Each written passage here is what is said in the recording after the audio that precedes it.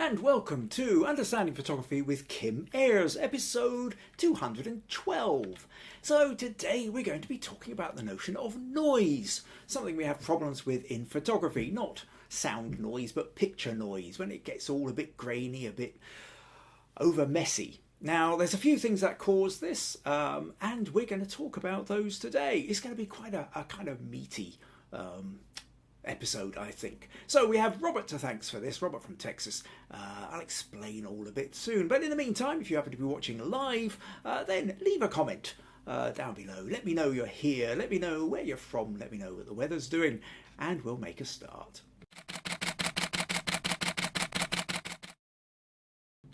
So yes, and welcome to Understanding Photography with Kim Ayres. Today it's all about noise, there's quite a lot of different things that are going to be about that. So we'll come on to that in a sec. In the meantime, I see we've got a few comments in already. Actually, I'll just say, I'm still kind of getting used to this sort of new setup bit. I set it all up new 2 weeks ago, and then I've been away for a week.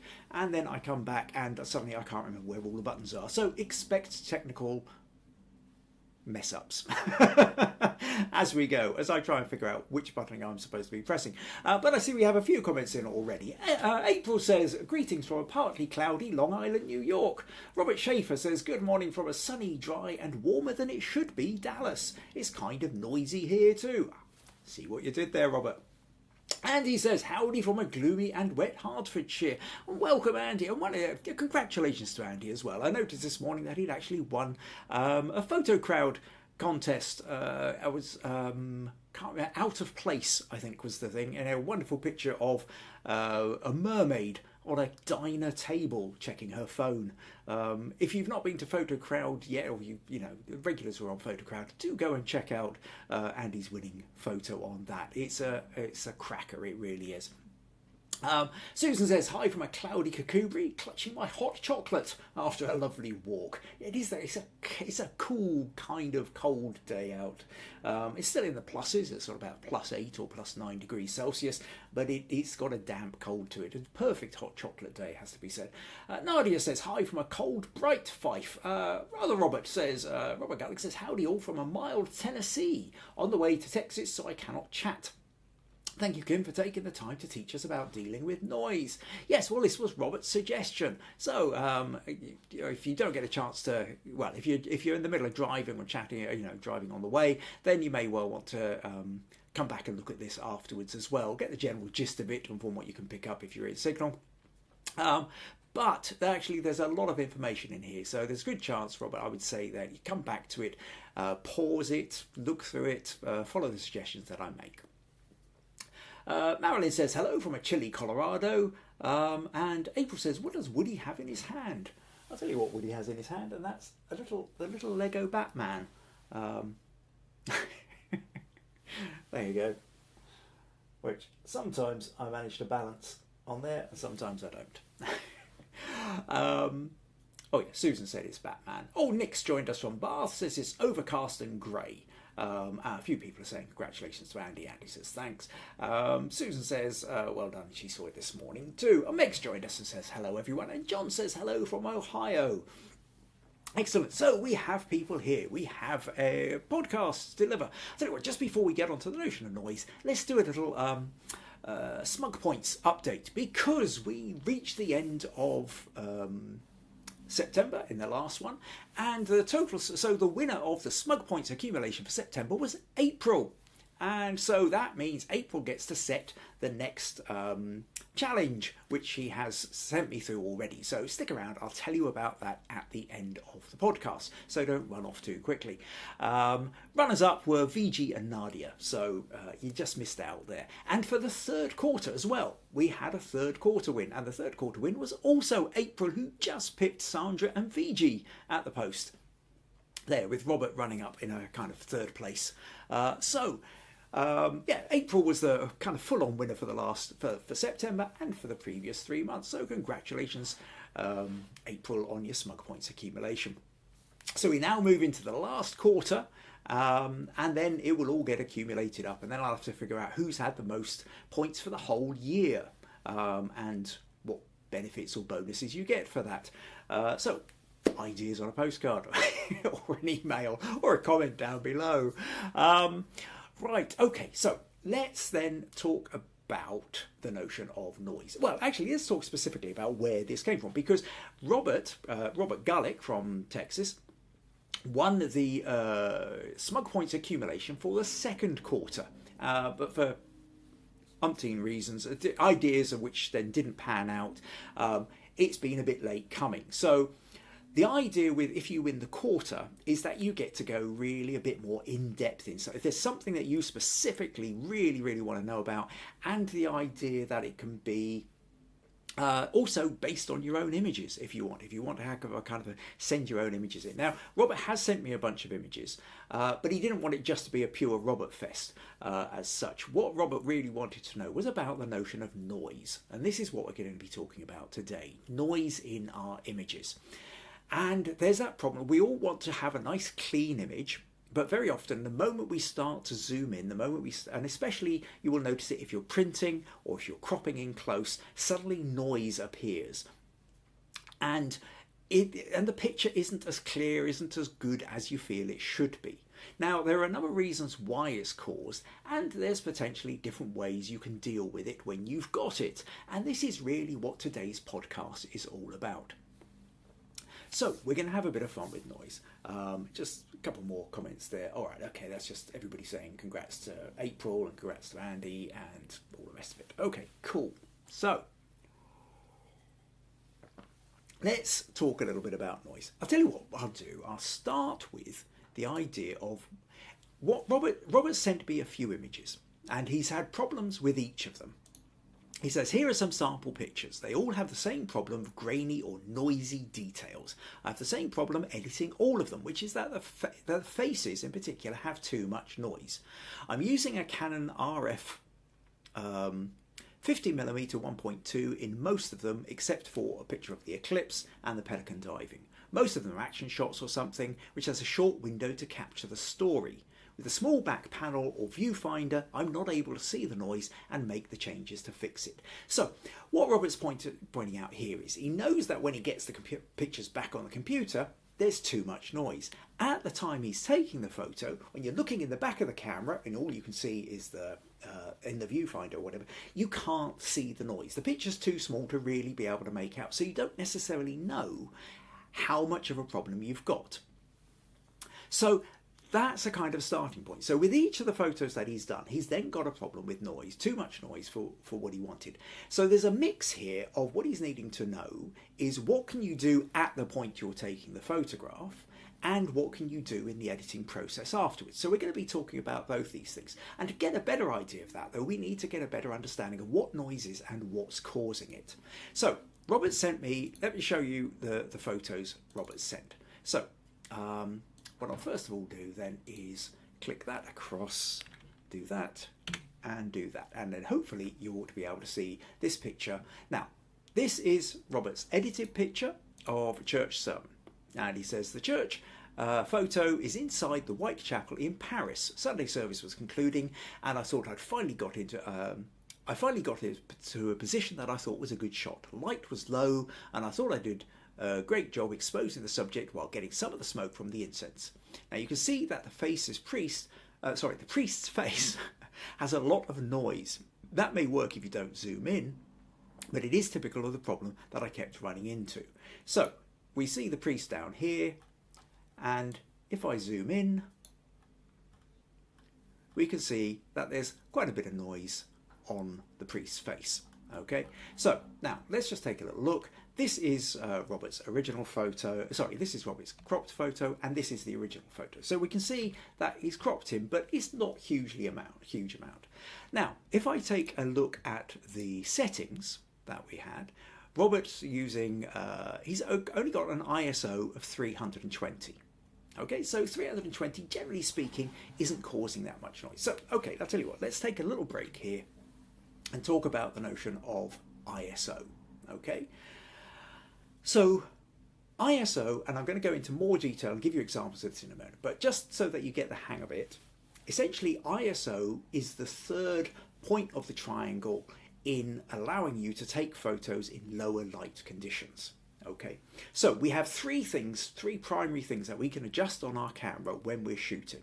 We have the aperture, we have our shutter speed, and we have our ISO. The wider the aperture, the more light we're letting in. The slower the shutter speed, the more light we're letting in. And the higher the ISO number, the more light we're letting in. Now, each of these things has its own positive and negative points. The problem with a slow shutter speed, you let more light in, but things are more likely to get blurred. The problem of a wide aperture is it lets more light in, but it gives you a very narrow depth of focus. And the problem with the ISO is the higher the ISO, it lets in more light, but it gets more noisy. Okay, so there's more noise, there's less detail, there's more interference as such with the picture. Now, in the old days, for anybody who remembers the old analog cameras, when you used to stick the film in the camera, you used to buy different kinds of film. You get a 100 ISO, or I think sometimes they're called ASA, was another version of it, but it's the same thing. You could get 200, 400, or for really, really low light conditions, you might even get an 800 ISO film. But these tended to turn out very, very grainy indeed. Now, but there is something almost romantic about the notion of grain. Some of these old kind of photos of bands playing in concerts where you could get into low light conditions, still get some of the detail out, but you got this grain. And grain came about because of the actual film itself, the print and the actual material that the image was sitting on. Okay, so that's what caused the grain. Now, sensors on a camera, there isn't material. What there is light, and noise is the light equivalent of what grain was to material. Now it also works, but more or less that's the kind of thing. Now, generally speaking, the lower the ISO, if you can get down to 100 on your ISO, that's going to give you a much cleaner picture. As you go up to 400, 800, 1600, 3200, 1200, 12,000, whatever, the more ISO you have, the more noise you get. Now, this is also partly dependent on the camera that you have, because not all cameras are the same. It's partly down to the sensor you've got, the size of the sensor you've got, and the quality of the sensor you've got. So, these phones, tend to do, they might sort of say that they're doing all sorts of fancy things, but they're very, very small sensors, so noise can be a problem. So they work around this by doing all sorts of fancy extra things. Very often when you take a camera, use your phone camera these days, especially a modern one, the last couple of years, they will take several photos at the same time and sort of merge them and combine them using fancy algorithms and all the rest of it to give you a fairly smooth looking image. Okay, let's go back to Robert's picture. So, if we flip back to Robert's picture here, it looks kind of fine. We're not noticing any noise or real problems at a distance. The more we zoom in, though, eventually we get to a point of a bit of noise around the face. However, at this point, we've had to zoom in really far. The amount of pixels you've got left on this face isn't going to actually allow for a lot of detail anyway. So let's take another look here. So Robert's next picture is a pelican diving. Now, this is his picture, this is the original, okay? So this is the unedited, this is the edited. And Robert's concerned that, again, if we start zooming in, you can see here quite a lot of noise as built into, we've not got clean feathers. Now, even if I go back to the original unedited, we zoom in, there's maybe not quite as much noise, but there is still a fair amount of noise. So that's going on. But this is actually quite a bit smaller. He's cropped in quite a bit to get that image. Okay. And what he says is, the pelican diving, I saw this scene while driving up the Pacific coast in California last year. It was early evening before the golden hour, but completely overcast. So let's just show you his picture. The light was flat and I had a hard time tracking the subjects. This was the best one and I've been trying to edit it for over a year. It's been frustrating because it is flat, the colour does not pop. Also the noise. It's a reminder that not every day is a perfect day. Even if it's an interesting subject, you don't always get the light that you want. Okay. Okay, let's try another picture here. This is Robert's version. This is the original version. And we're back to this word that I constantly forget how to pronounce, quinceañera, I think. Quinceañera. Quinceañera, mother and father. So this was taken after the church service for their daughter's quinceañera. I didn't bring a flash because it was Catholic church, and certainly was certain that it wouldn't be allowed. But it would have been allowed, lesson learned. Bring your equipment anyway. I think I've had a frustrating time to make their skin look natural and noiseless. Any thoughts? So again, if we zoom in here, you know, it's not too bad. A little bit of red dots around the eyes, but he's been back sort of at a problem here. If we look at the original, there's quite a lot more noise going on. So he's been trying to clean up the noise and what have you, but there's a limit to how far he's gone. And there's something else going on here. Now, I'll tell you what, I'm going to run through these photos and I'm going to go back and essentially talk about where the problems are. The next one is the eclipse. So this is Robert's eclipse photo. This is the original one. And we can see that it's very, very far away. Okay, and when we move into the original here, again, quite a lot of noise. Okay. What else? Oh, yeah, then... So, I will say about the eclipse one, it says there was a short window to figure out what settings to use. I did my best and tried to enjoy it. I thought this would be a different take on the subject, and I have submitted it, and I will have submitted it to a Dallas Camera Club challenge before the podcast. I wanted to bring out the colour in the clouds. So if we go to that, so we get more of a shape here, get a bit more colour out of the clouds, even though we can see there's quite a lot of noise. Without disrupting the subject. And the star that can be seen on the left. I can't really see a star on the left particularly. Now there's a little dot down there. That could be a star, that could be a hotspot on the camera. Not totally sure. Anyway. And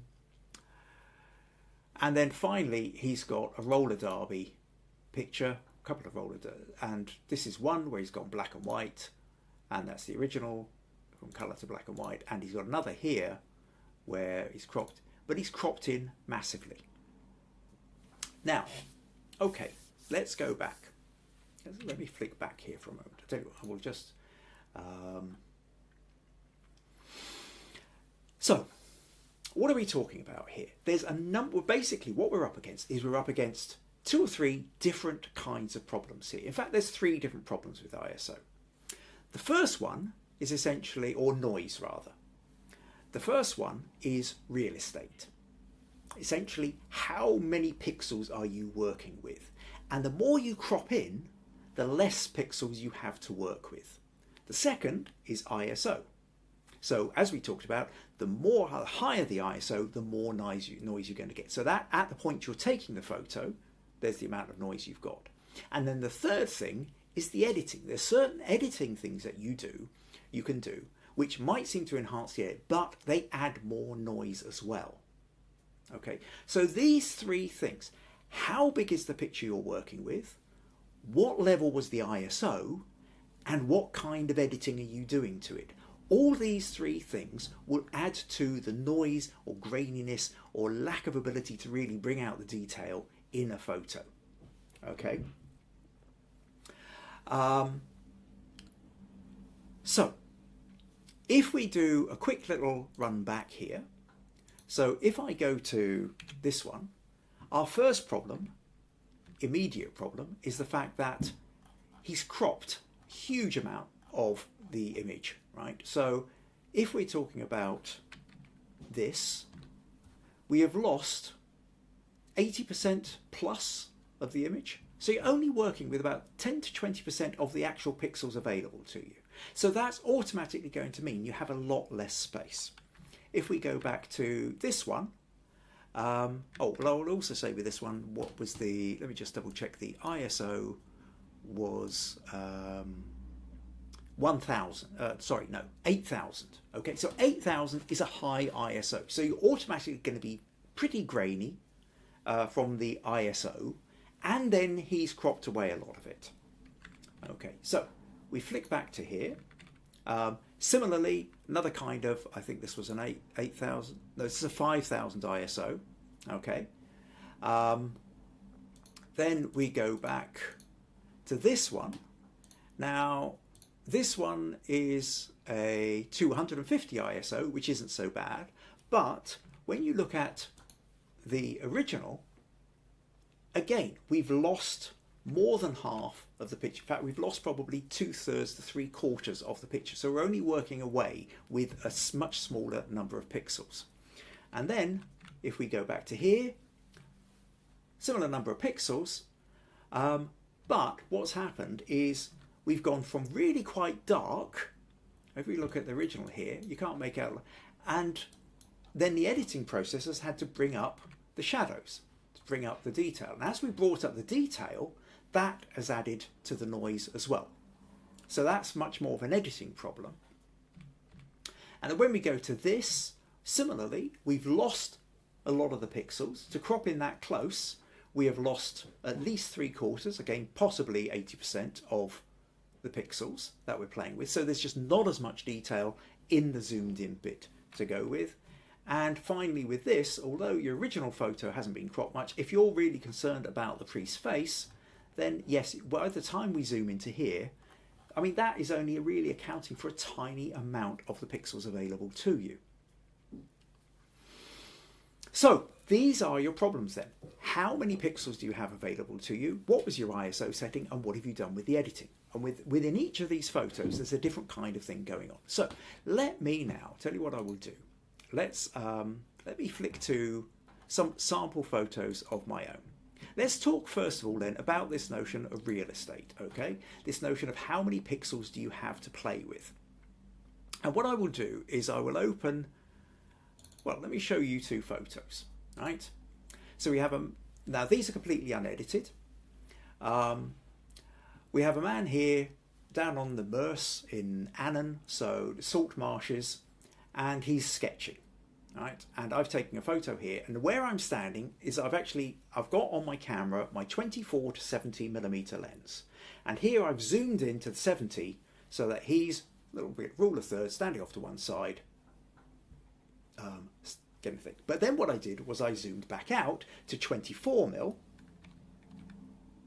and I got much more of the context. We've got a couple of other people doing sketching down here, but you've got a much bigger sense of the space. I'm standing in exactly the same place. The camera settings in both shots, this one and this one, are f3.5, 500th of a second, ISO 100. Okay, so camera settings identical. They've both got 100 ISO, so nice clean shot. These are just the JPEGs. But let's take a little look at what happens here. Let's just open these in Photoshop for a moment. So I'll open that one, and then I'll open that one. Okay, so we've got the two pictures in Photoshop. Now, look what happens. If I take this one, right, and I'll zoom in to 100%. Okay, 100% onto his face. And it's fairly clean. We've got quite a lot of detail. We're not doing too badly. Now, if I go to the wide angle one and I zoom into 100%, we've not got as much face here. And actually, if I want to go into the same amount, I essentially have to zoom into almost 300. I mean, it's nearly 3 times as big, because if you think 70 millimeters zoom in is almost 3 times 24. 3 times 24 is 72. So essentially, when I'm zoomed in, I'm 3 times closer. When I'm zoomed out, 3 times further away. Okay, so essentially 3 times less amount of pixels to work with. And if we look at this face, there's not as much detail as when I click here. Do you see that? That here. Now, it's also slightly more distorted because I've got it on wide angle and he's standing towards the side. His face is getting slightly more distorted. But distortion aside, quite simply, here we have a lot more detail to work with than here. Now, no matter what I do, let's zoom this in a little bit more. If you think about the fact, okay, let's go to there, right? Similarly, let's go to here. Now, no matter what I do with the editing process, there's nothing I can do with the editing process which is ever going to give me as much sharpness and detail and clarity as actually just simply being closer, right? So what's happening is, if we take it, the amount of space his head is taking up here, which, let's say we do that, and we've got about 700 pixels, right, in an 8,000 pixel wide thing. So roughly about sort of 9%-ish of that. Whereas when we're in the wide angle bit, also on a 8,000 pixel wide image, this is only taking up about 250 pixels, maybe 300, right? A little less than 300. So I've only got 300 pixels wide to play with, whereas on this one, I've got 700 pixels wide to play with. So very simply, the further away you are from something, the more you crop into something, the less pixels you have to play with. And if you've not got as many pixels, it's never going to be as sharp. It's never going to have the same kind of detail, the same kind of clarity. And what you can do with it in the editing process is never going to be as good as. Okay? So this is a really, really important bit. This is the bit that I really need to drive home about the notion of real estate, that you are better off being closer to your subject than you are being further away and cropping in.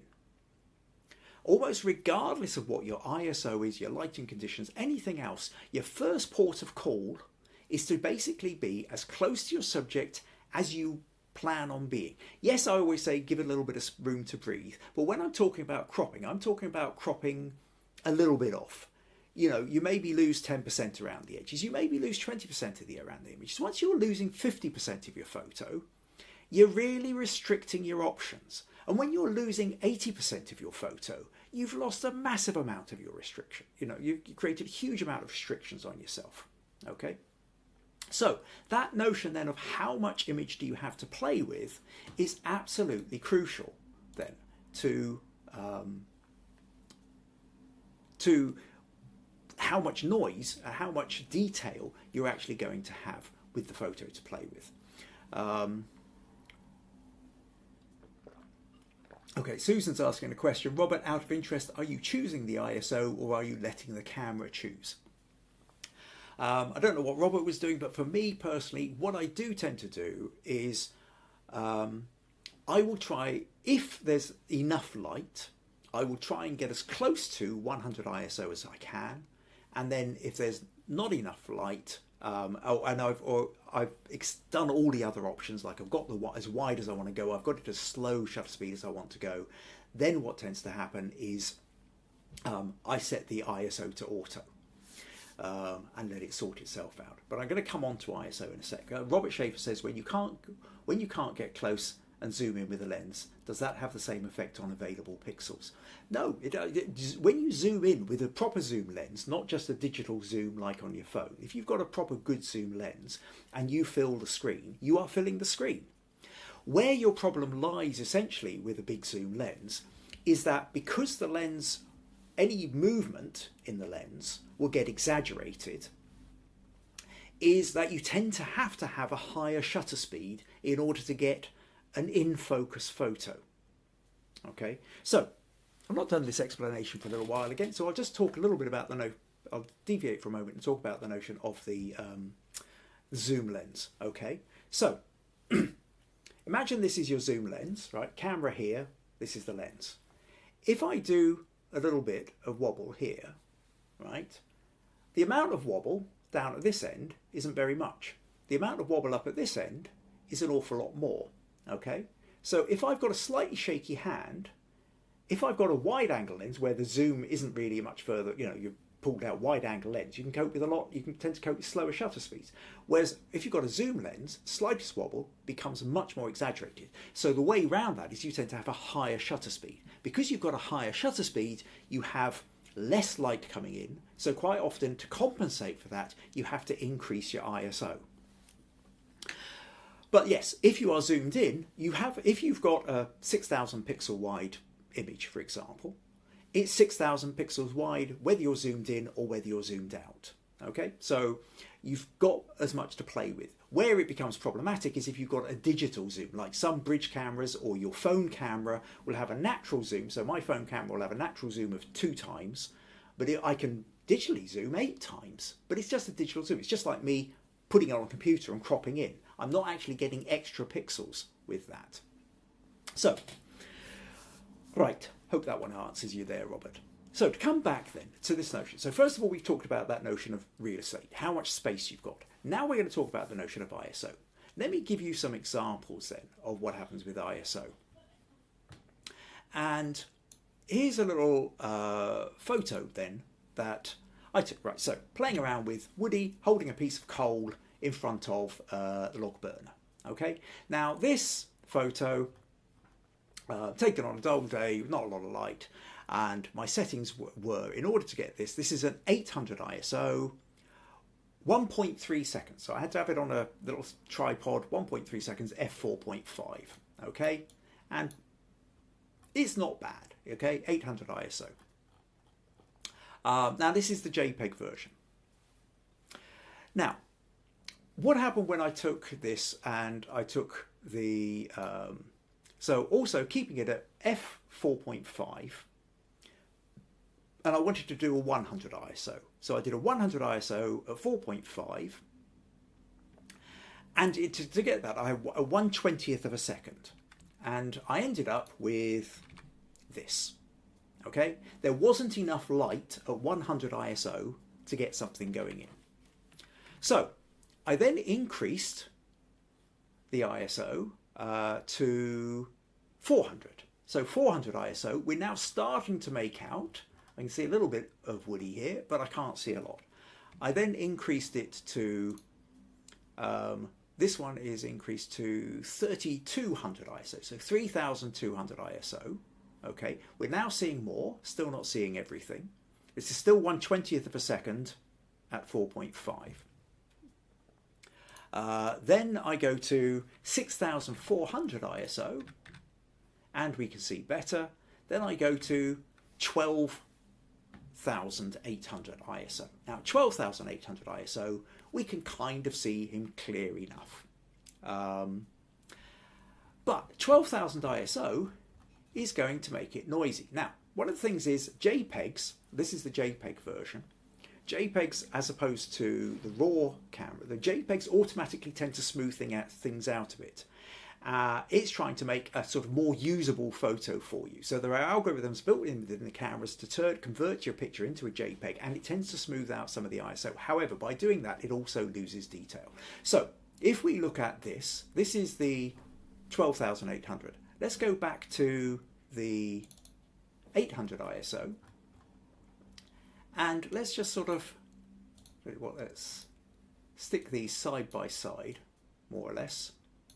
Now, quite apart from the lightness, what we notice is at 800 ISO, if you look at the amount of detail we've got, in here, we don't. There's grain of the wood which has got lost. It's all fuzzy. It's not really as clear.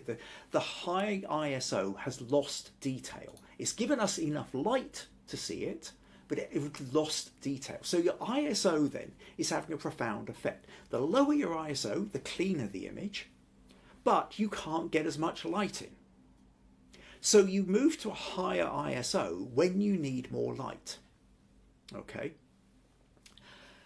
Now, what's crucial here is the next bit, because why do we want to use a higher ISO? Why don't we just use a lower ISO and then boost it in the editing? And that's because the editing process itself will also have an effect on your noise. Okay. Let me sort of try and explain a little bit more what we're doing here. Okay, let's open this. So this is the 1200 ISO picture, okay, in RAW. And what we can see here is it's very noisy. So let's just open that, okay? And, okay, let me just close those ones and close that. Right. So 12,800 in RAW. You can see it's a lot of noise. We don't have a lot of detail going on in here.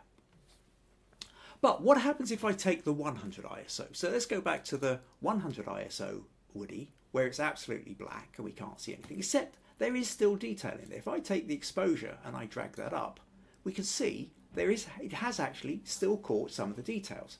Maybe then if I give it a boost with the whites, bring that up, maybe take those highlights down a little bit just so I can get a little bit of, and bring the blacks up a little bit, bring the shadows up a little bit, and actually what we've got here is a picture that's now fairly close to this one. Okay, so this is our 12,800 ISO, this is our 100 ISO boosted up. But when we look at this, it is incredibly noisy. I mean, it's nasty noise. It's just so flooded, not just grain and what have you, but massive colour noise as well. See all these reds and greens and everything else. It doesn't know how to make any sense of it. And if we worried about losing detail at 1200 here, 12,800 here rather, we've lost so much more, even though this is ISO 100, by boosting it up, by dragging out, because there wasn't enough light to get into the sensor, it's not caught the detail. We are dragging and boosting shadows. Okay, so better to have the best, better to have the maximum clarity of image in camera than lose it all and hope to grab it all afterwards. Because this bringing stuff out of the shadows bit, we can bring stuff out of the shadows, because let's face it, when we looked at the original picture, when we look at this, it's black. I can't see Woody in it. Oh, maybe there's a faintest little shape of arm, depending on how bright your monitor is. But basically, that's what it looks like as a JPEG. But the raw, we boosted it, and we can get it to that, but there's a limit to how far we can go. Okay? So your editing, depending on the extreme, the more extreme the editing, the more noise you end up with in your photo. Okay? So it's the really important bit of it is, so what we're trying to do then is when we take our photo, we're trying to get a balance. We're trying to get a balance between the amount of light coming into the camera, where that light is going to be, and then when we come to editing, how much of the original picture we're keeping, and then how much editing we have to do to draw more detail out of it. So our ultimate, our best, our ideal is good lighting, a 100 ISO, where we've got a full range from the lights to the darks built into the picture as we take it. And then if we start with that, if we start with as clear an image as we can, then we can, the more we can play around with the editing a bit, and it's not going to make any noticeable difference. However, when we're already at high ISO, when we're already cutting away large chunks of the image to crop it to where we want, we've stacked it against us, and trying to recover that amount of detail isn't going to be possible in the same way. So, okay, what can we do about these things? Well, the first thing is always try and have well, you have the low ISO, you have the 100 ISO if you can get away with it. But, importantly, better to have a high ISO that's got the right levels of brightness than to have a lower ISO that's too dark. Okay, really important. So if you are shooting something and maybe like the roller derby, something's moving or it's low light or inside a church, better to have a higher ISO, natural higher ISO, but have a reasonably brightish image, than to have an image that's too dark and then to be dragging it up afterwards in the editing process. So to go back to Susan's question there, which it was, sorry, not that one. What was I trying to do? So when Susan said, essentially, are you setting the ISO or are you letting it go natural? Kind of what if you need to do is put the ISO on auto, and it will sort out usually the auto settings for you. It will get the right kind of ISO. And then you can set about trying to clean that up afterwards. And I'll come on to cleaning it up in a moment. Nick says, how would a longer shutter speed affect things? Okay, a longer shutter speed, generally speaking, will allow more light in and so give you a lower ISO, which is good, unless you happen to be taking a photo of something that's moving, in which case you're going to get something blurred. So if you're doing a still life kind of scenario, where nothing's going to be moving, but the light isn't that great, then go for a longer shutter speed, okay? Because then you will be able to get a cleaner image with a lower ISO. But if you're in an environment whereby things are happening, things are moving, you don't have any control over what's going on like that, then, and you're especially, say, hand holding the camera, you can't go for too long a shutter speed, then allow your ISO to come in. Also, don't forget your aperture, try and go for a wide aperture, let as much light in you as you can. It's all about light. How much light do you have available to you to get the cleanest image you can? And all this talk about noisy images is nearly always happening in a situation where there's not enough light. That's the point, it's the battle point that we're going from. Now, some of this can be combated by other things. So to go back to your shutter speed point, Nick, that if you're in a low light situation, and maybe, I mean, I think there was one or two of Robert's there. So if, like, Robert's one of the, where are we? The couple in the church, okay? So the couple in the church, he's got an exposure time, or he's doing 320th of a second. Now, if you've got a couple that aren't moving, you could quite easily do that at 160th of a second. You could half the amount of shutter speed time and still have a perfectly sharp photo, okay? In which case, you could lower your ISO by half as well, okay? So instead of having a 320 ISO, you could have 100 ISO, 160 ISO or something like that. Oh no, you've got a 2000 ISO. So you've got a 2000 ISO on that church photo. So you could have reduced that to a 1000 ISO quite easily if you'd halved your shutter speed. Okay, so you've got options there. So take your shutter speed, generally speaking, as low as you can for the circumstances. If what you're shooting isn't moving, you can have a slower shutter speed. If it is moving, work out what your minimum speed needs to be in order for it not to be blurred, because that's important. You still want to have a sharp image, but after that, you're trying to, you know, if you don't need a 2000th of a second, if you can get away with 1000th of a second, get that. If you can get away with 500th of a second, do that. If you can get away with 100th of a second, do that. Okay. Robert Schaefer says, when I know I am shooting in low light, I use auto ISO and use shutter speed priority mode to clean up the movement and blur. I use Topaz to clean up the noise and sharpen. Nick says then that would give less noise. Yes, basically, if you've got a slower shutter speed, you're then getting towards a lower ISO. If you can get to, your goal is to get to your 100 ISO. Now, you might have software on your camera which even gives you a 50 ISO. Great. But generally speaking, for most cameras, a 100 ISO is about as good and clean as you can get. Then 200 ISO, most cameras can handle that. Once you get to 400 ISO, we now start to talk about depending on the quality of your camera. Okay, my Canon R5 handles 400 ISO, no problem.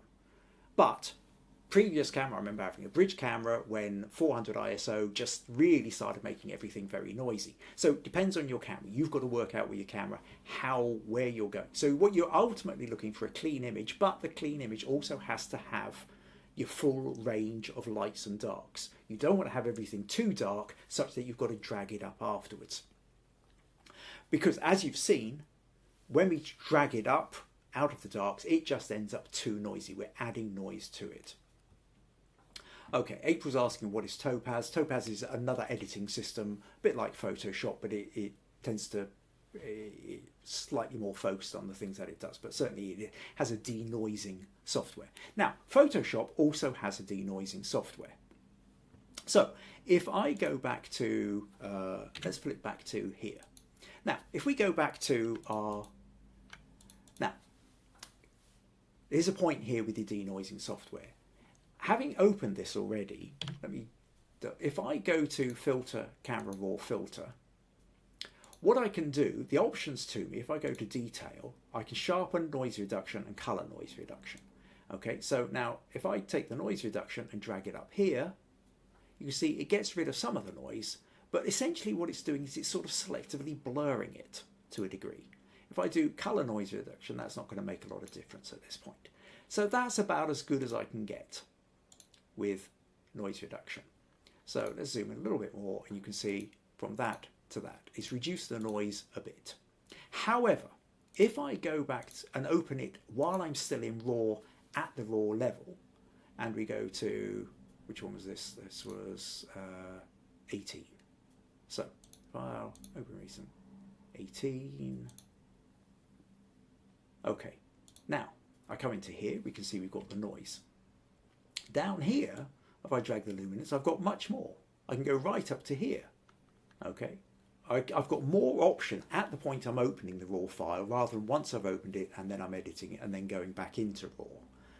So if I do this, but the problem is with this is now I've gone so smooth, we've lost all the details. Everything's kind of starting to look a bit plastic. So I bring it down. I'm trying to get as much detail as I can while playing with the noise level. So sometimes it's you'll try to find your compromise point. Do I want it smoother, but then it looks plasticky and I've lost too much detail? Do I want a bit more detail, but then I've got more noise? Okay.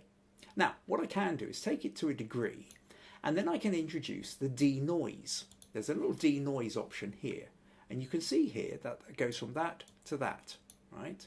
And then I can select how much noise I want to denoise it. I can do a little bit here, I can drag it up here, do quite a lot, and again you're playing around with the detail, but the denoise system in Photoshop is pretty damn good, I have to say. So if I take that to say 65 and now I click enhance, now we see a little thing going around here, little blue bit, while it's now going online doing bits and pieces and filling in the details. Okay, now I've got another version. So I've got the original open and now I've got the denoised version, and if I open that and we zoom in here, this isn't looking too bad at all. Compare it to this, which is where we've just done the luminance afterwards. This has got rid of the noise and it's given me a lot of the grain back into the wood as well. Now, partly what the denoise system is doing is it's going online and there's an AI sensor here. It's detecting that there's probably grain and it's inserting pixels for us in what it thinks is the right thing. Now, sometimes that works, and certain textures and patterns it works beautifully. Sometimes it doesn't always work perfectly, especially when you come to faces. I'll maybe show you a little bit of that in a moment. Okay, so the denoise option really is doing something quite nice. However, if we go back to this one, even if I'm using the denoise, so let's just open that one. That was 13, I think. Yep, here. So we come to here. If I click denoise, ooh, it's struggling. And I can whack the denoise up all I want, and I go to enhance. It's now building it up here. You can get a little blue circle going around saying that while it's working it out. And now we've got that, and I open it. And the denoise version it's so much noise. Remember, it got coloured. There was reds and greens. It doesn't know what to make of this. In fact, actually, we would have to kind of go back in and play around with the saturation and kind of desaturate it to start making it look anything like, or certainly kind of get rid of a lot more of the greens in order to get us there. Now, if we come back into the detail, as we can see, it's just we don't have the detail. We don't have the same kind of detail as we do in the enhanced version here. So to go back to that point, the really important point is that you're better off shooting at a higher ISO to get the max, as long as it's giving you the better light, than you are at shooting at a cleaner, what would seem to be a lower ISO, only to find that you've then got to drag all the details out because there isn't enough details. You're trying to get the maximum amount of light to hit the sensor. Now, ideally, you want a low ISO, but not at the cost of the picture being too dark.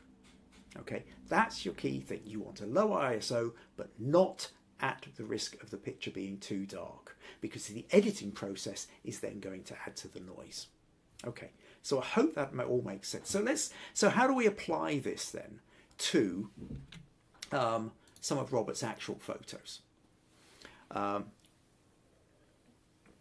So if, for example, then, let's go back to Robert's church photo, his church photo in Paris, and we look at this. And if we zoom in here, the thing is that head is so small that there's not a lot of detail in it. First of all, everything's a little bit yellow, so I might just go to, let's just do auto color and see what we've got there. Oops. And that looks like slightly better coloring, to be honest. We've not got that whole kind of yellow glow. So this is just shifting the white balance about a bit. You could maybe just bring that temperature back a little bit, get a little bit more warmth into the stone. Okay, so that aside, let's go back in. Face. You see, we've hardly got any pixels here. Now, if I go to optics and I go, not optics, detail, and I go to... Now, the other thing to remember with Photoshop is it tends to default to a sharpen of about 40. If you take that off, you see it gets a bit blurrier, but it's not as noisy. You bring that up, add a bit of luminance, it smooths it out, but we are losing detail.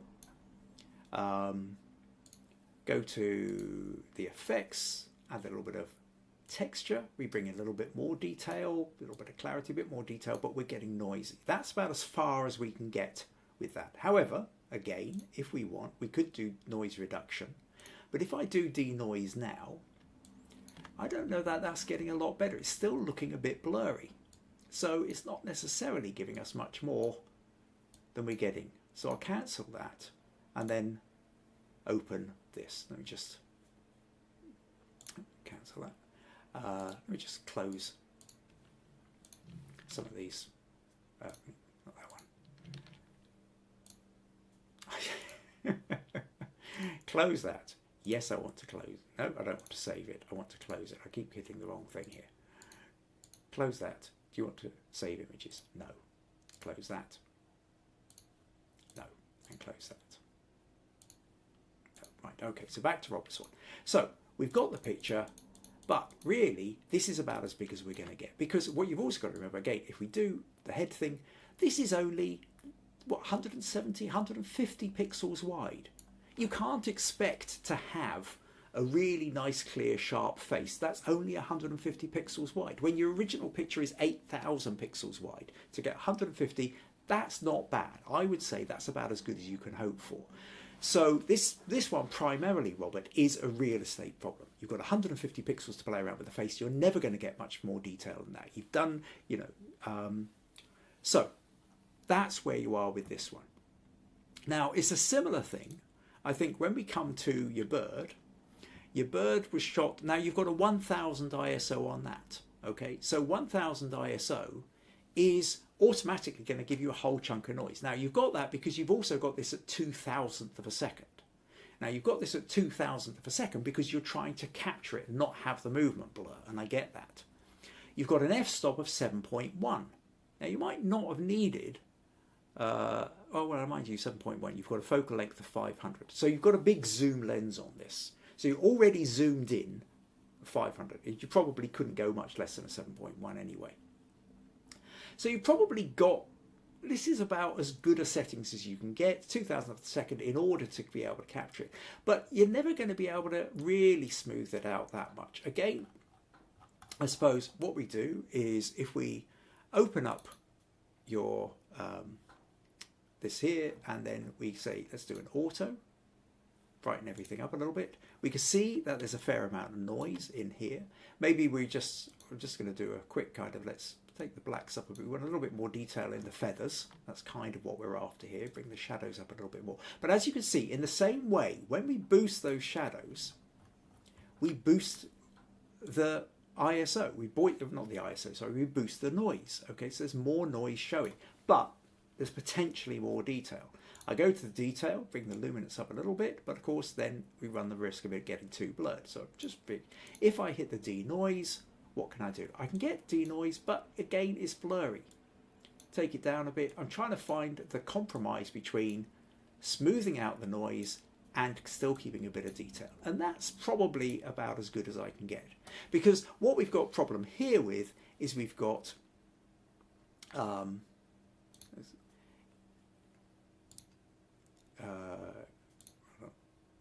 not quite sure what was going on here. So by cropping here, we're cropping to about 3,000 pixels wide and 2,000 pixels high.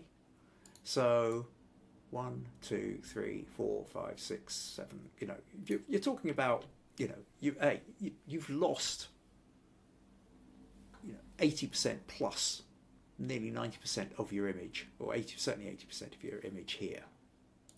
So we have fewer pixels to play with.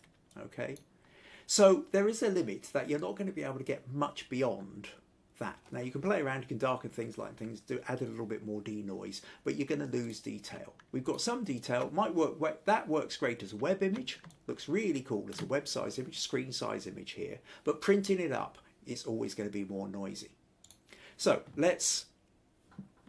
what else have we got here? Now, the problem we have with your quinceañera couple is primarily when we go to this bit here, is your camera has auto exposed based on the fact that the background is bright. Okay, this is where sometimes the auto exposure it comes in. It can be problematic, right? So because the back wall is much brighter and the sun is hitting this bit of water here, okay, so there's a nice bright white patch. So what the camera's done is it's auto adjusted for the light, and this has meant that the couple who are in the shade and your guy here who's wearing a dark suit, it's just gone, it's sucked the light out of it.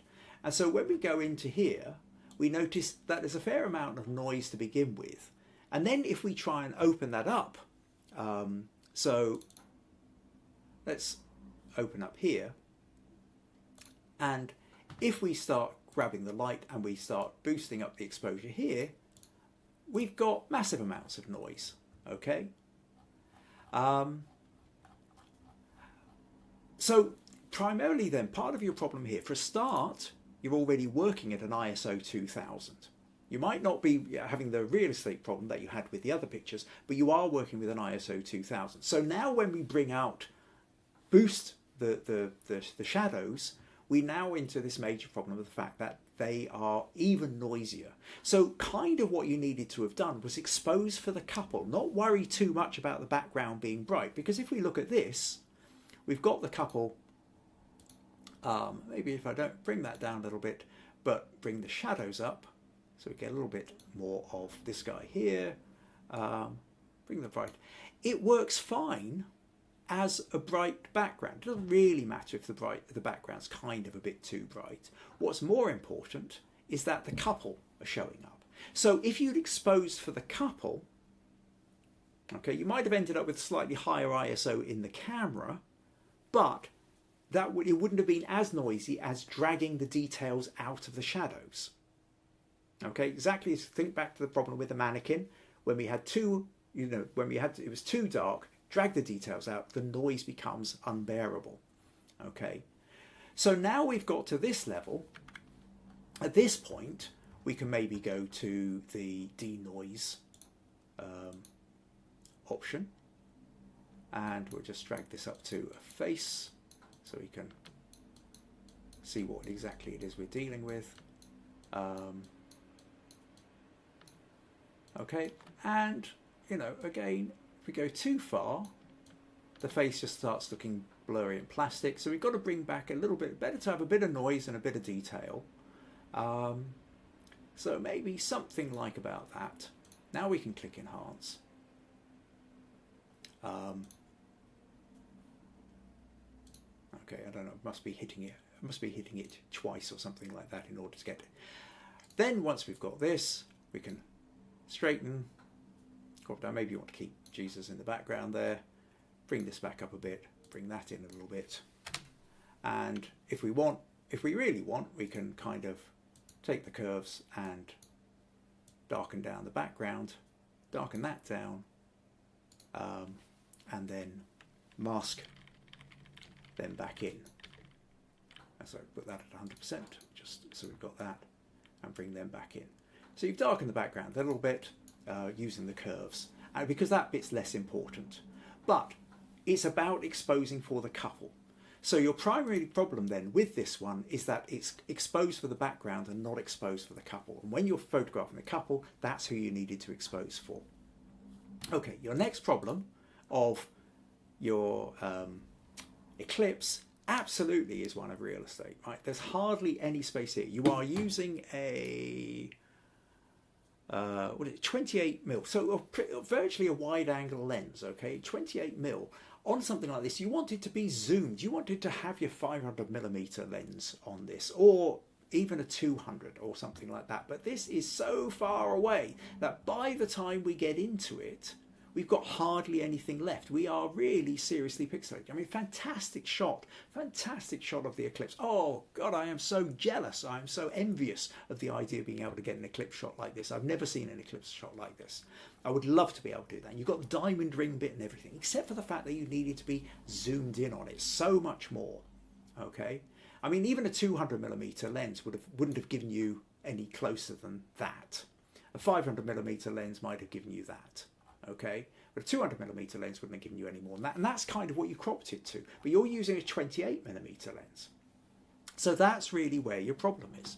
So again, if we go to this, you know, how far in can we go? It's noisy, and it's always going to be noisy, and we can luminance it a bit, and that softens it, but we've got so little to play with. And then if we want to get to the point whereby you're wanting to get more out of it, so we bring up the shadows, because we want to try and get something out of the color of so we bring up the sky color, something like that. Maybe add on a bit of clarity, kind of to boost those shadows. We're creating even more. So maybe at this point we need to go to the Denoise, and we click enhance. Okay, so using your denoise is definitely going to help. And again, we can see this going around. It's taking a while. Then this is the other problem is, of course, I'm trying to fix the entire picture, even though we're only going to use a small part of it. But that's because if I take it into Photoshop and crop it, I can't come back and then use the denoise effect. I can only use the denoise effect at the point that I open it in RAW. So now if I click open, we've got this, and now you crop in to get your eclipse photo. And really, you kind of, something like that. But you can see how much are we losing here. We're losing so much of the picture. Now, maybe I've lightened it a bit too much, but you've got space to play around with the colour of the clouds, something like that. And then your roller, I won't go onto your roller derby ones because we're on the same problem. Essentially, your roller derby ones, you're shooting at 500th of a second, or 1,000th of a second, because you're trying to capture the action. But that's meant that you've got ISOs of 5,000 ISO in one, 8,000 ISO in the other, and in the 8,000 ISO, you've also cropped down and made a much smaller image out of it. So in all these cases, your problem with noise has either come about because you've cropped everything, so you've only got a small amount of pixels to play with, or you've had your ISO too high to start with, that it's going to create a lot of noise, or you've had to drag the exposure hasn't been right, so you've had to drag detail out of the shadows, and that's increased the noise, or it's been a combination of more than one of these things. And this isn't uncommon. I'm saying you, Robert, because it's your photos that you sent me, but this is what we're all up against all the time. Okay, so let me just close that. Or Meg says she likes the curves in the pelican wings. And VG loves the eclipse shot. So hopefully then this has kind of given you, it's been a real kind of deep dive into the notion of noise. This notion then that noise is interfering with the amount of detail we have available to us to bring out and edit. When we take a photo, we are looking to create on a editing, thinking forward to editing, thinking forward to printing, thinking forward to showing the image. We want to have the maximum amount of light range available to us. We want to go from the darks to the lights. We don't want to, ideally, we don't want to blow the highlights, and ideally we don't want to lose detail in the shadows. we want to have a nice full range, and we want to have a low ISO. And if we can get all of that, we've got the perfect technical starting point. And this is why studio photography has been built around, whether it's product photography or it's portraiture or anything like that, with external lights, all this kind of thing, is to be able to get the max amount of light so you can have the aperture you want, you can have the shutter speed you want, and still get a clean image. Okay, that's what we're ideally going for. Or if you're out in bright sunlight, usually there's enough bright sunlight for you to be able to get what you want as well. The problem comes always when we don't have enough light. So noise then is coming from either we have to up the ISO, but then, like I say, still better a high ISO than a low ISO that's too dark. But ISO, higher ISO does mean more noise.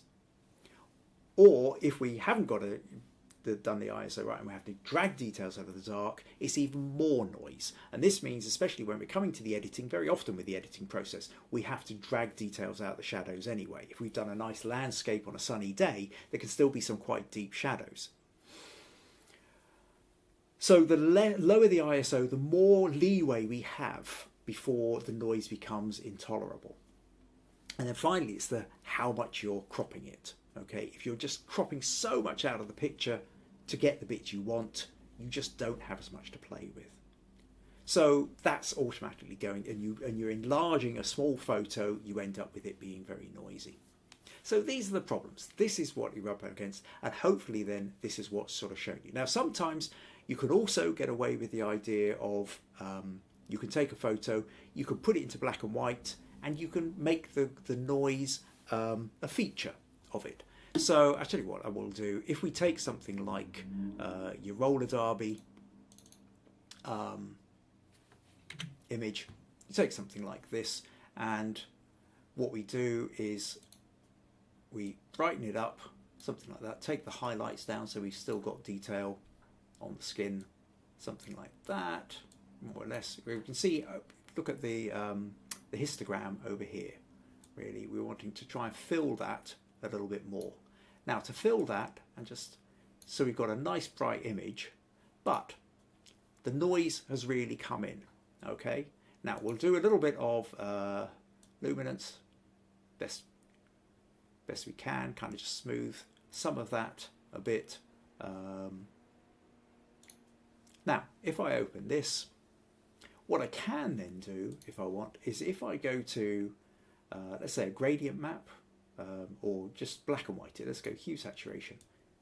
So we put it into black and white, but then what we might want to do is actually play with the curves, and we can even kind of make it more contrasty. And at this point, it's now starting to look more like, oh, you need to do that. It's now starting to look more like a kind of newspaper photo. Okay, and so the grain is now starting to look like, the noise is starting to look like grain.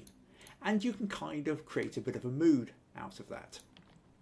And in this case, with something like this, as the noise is very sharp, so sometimes what you can do, if I copy all that into one license, is actually blur it slightly. So if I go to filter, blur, Gaussian blur, just take that down to literally, 1 or something like that. If I do it too much, it's too blurry. But if you just do 1, something like here, so we've still got noise, but the noise has just had the edge, the sharp edge taken off it. So do you see the difference here? And what that does then is that actually makes it look even more, like grain, basically. So it's got more of that kind of newspaper reporter taking a photo of the game that's in play. Then you can play around with getting your angles right and cropping and doing all the rest of it. But that's really what we're up against. So sometimes you can then play around by putting it to black and white and making a feature of the noise as such and pretending that it's grain a bit more. April says noise is complicated and light is definitely a balance act. It is a balance act, but the thing is the more you play with it, the easier it gets. I've done a kind of deep dive into this, and I'm talking about several concepts into the one place. But the key things to remember, first of all, always try and get as much into the picture that you want in the picture, so that if you are cropping, you've got a minimal amount of crop. Because the more you're cropping, essentially, and then you're trying to blow it up, the more noise you're going to get. So first of all, just try and minimal crop. So if you're photographing the eclipse, try and get as much of that eclipse into the photo as you can. Don't stand back in and crop it afterwards. The next thing is your ISO setting. If you're doing ISO and you're manually adjusting it and tweaking it, you try and get as lower ISO as you can without getting the image too dark. Allow the ISO to get higher if it's too dark, because you can do some corrections in editing. And then when you come to the editing, what you're really trying to do is you're trying to denoise it a bit, use whatever you've got, but you also got to be careful about going too far and tripping it into where it starts to look plastic and false. But that's kind of personal judgment levels. So hopefully then this is kind of giving you a really kind of big kind of deep dive into it. Like I said, feel free, come back, watch this again, pause it, run through it, listen to the various snippets over and over until some of this sort of seeps in to what you're doing. Now, I will just say at this point that if you find these podcasts useful, interesting, entertaining, and you would like to support them in some ways, we've got buymeacoffee.com/Kim Ayres is one of the ways you can do it. And of course, don't forget to subscribe if you haven't already done that. Click the notification bell and like. Please click the like on it as well, because that always helps with the algorithms. So, okay. Finally then, what else are we going to do? So that's noise. Next week then. So next week then, I'm going to talk about the notion of autumn, because this is what April's... so April won the Smug Points for September, so she gets to set the challenge, and April said she would rather like... So autumn or fall for you in America. Now, for those of you like VG who don't really have that kind of winter-summer transition, so different kind of weather patterns, if there's a kind of transition between wet season, dry season, I'm happy to accept anything like that. The idea is it's this sort of changeable part of the year. Now, so next week then, I'm going to talk about autumn. I'm going to show you autumn photos. I'm going to show you ways to approach, whether it's the notion of looking at mushrooms coming up or conkers or changing leaves, these kind of things. And then I'll be setting an autumn challenge for a couple of weeks after that. Okay, so if you've got some interesting kind of changes going on in your part of the world just now, start thinking about that, start gathering photos, start taking images with the idea that there's going to be an autumn challenge. I haven't worked out what I'm going to do 2 weeks after this yet, but that's where we're going next week. So, I think that's about us. Marilyn says this was great. Thanks, Kim. John says this was an interesting, informative podcast. Excellent. And Nadia says, thanks, Kim. This is very interesting. Good. I'm glad you all found it interesting. So that brings us to an end. Thank you a lot to Robert Gullick then for bringing up the topic, sending me the images, allowing me to really kind of deep dive into the topic. I remember talking once before about ISO many years ago, 3 years ago or something like that, but this was a kind of real kind of in-depth thing. If you're really not a technical photographer, don't worry about it. Set your camera to auto and it'll take care of it most of the time. But for those of you who really want to go in and tweak, hopefully this has given you a better understanding. So, look forward to seeing you all next week. Yes. In the meantime, take care, enjoy yourselves, and yeah. So episode 213. Bye bye.